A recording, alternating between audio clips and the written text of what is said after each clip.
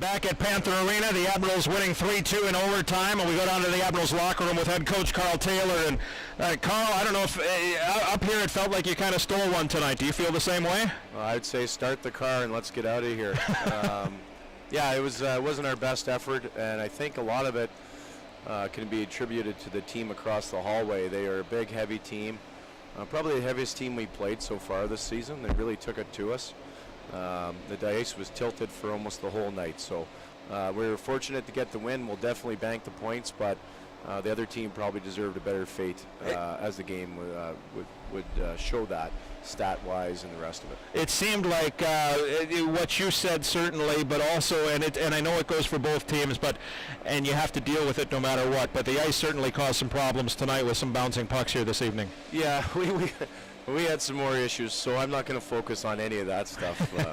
There's lots of ammo for me right now. So yeah, as a group, it wasn't our best effort, but I loved how we were able to manage the game a little bit and find a way to get points, get something out of a game.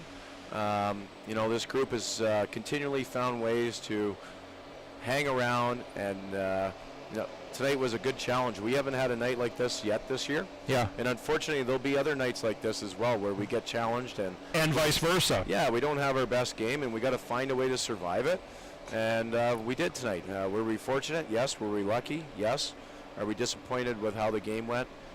Disappointed with the way we played, but we'll take the results and bank it and move on. Fill in the blank here then. That means what you just said about how the team got through this game and hung around. That means my team is blank. What does that tell you about your team? Well, I can't use the word resilient yet. I know that's what you want me to say, but we're not quite there. But lots of overtime games so far, lots of close games. You know, we have a good veteran leadership group that is driving our locker room and doing a great job doing it.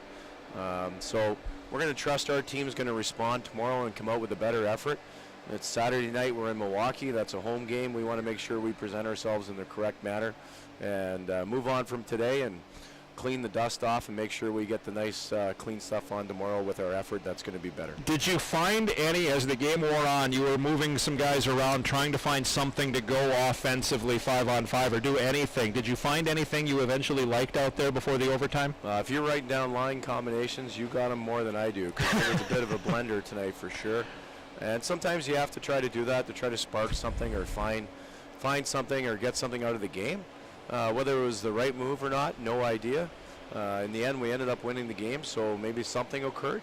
But we have been, to this point, we have played very well in overtime. We've outchanced teams. We've been a possession team. And I like how we played the overtime for the most part. So we're comfortable in that environment. It's something we worked on in camp, and it's something we'll continue to work on as the season goes on. You mentioned the veteran leadership. This will be kind of the last one here for you. It's nice to have veteran leadership when it comes to the goalies, and whether it's Troy Grosnick earlier or Tom McCollum in the last few games, that poise back there really helps the cause. No question, Tommy was outstanding today. The two goals they got were kind of blown coverage plays where we just didn't get the job done.